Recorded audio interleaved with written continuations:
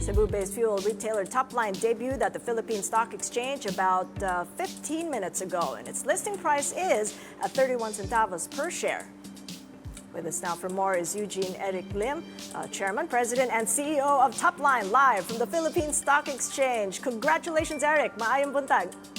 Maayong buntag. Thank you very much, Kathy. So how's it going so far? Yeah, so far so good.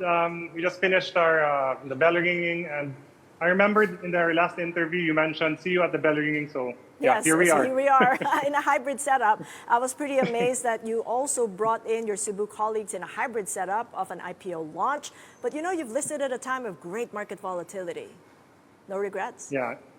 Well, actually, it's quite interesting right now. We always inform the team that basically we can't control everything. We just want to make sure we can maximize what we can control, and we can also forecast what we can't control. So again, it's always interesting times. So yeah, we'll see later in the trading session. How's the stock doing right now? So far, the last time I checked, it's about 29.50. So it's a little bit strong, hopefully. So we're basically hoping that the investors would value the strategies that we're implementing in the company. So basically, what we're doing for the listing is it's the importation, integration, and the expansion story for TopLine. So this will be implemented pretty soon. So hopefully the investors and our shareholders would see value in that. And sift through the noise. It's news du jour. We're all over Trump's tariffs, as you know. How exposed is TopLine to tariffs? And are there any mitigating elements to your business model?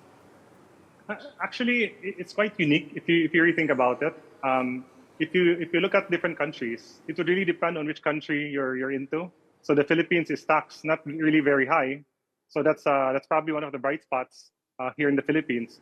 So for us in TopLine, we think it's not really that much in terms of pricing, especially for the fuel products, since at the end of the day, we've been importing ever since.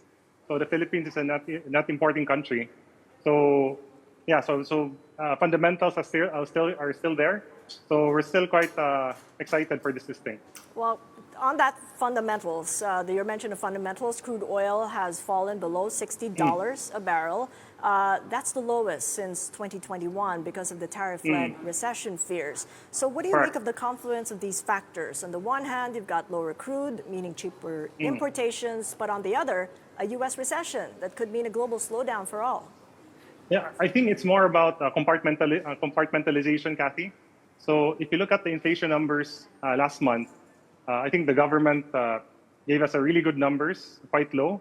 And then with the current existing oil condition pricing, it's quite soft right now, which gives probably more better for inflation in the future. It's going to be a little bit softer in the future.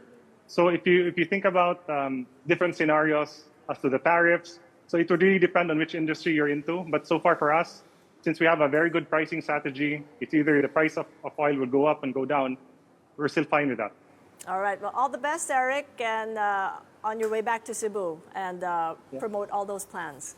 Erik Lim, thank you so much, Daghang salamat. Kathy. I'll see you soon.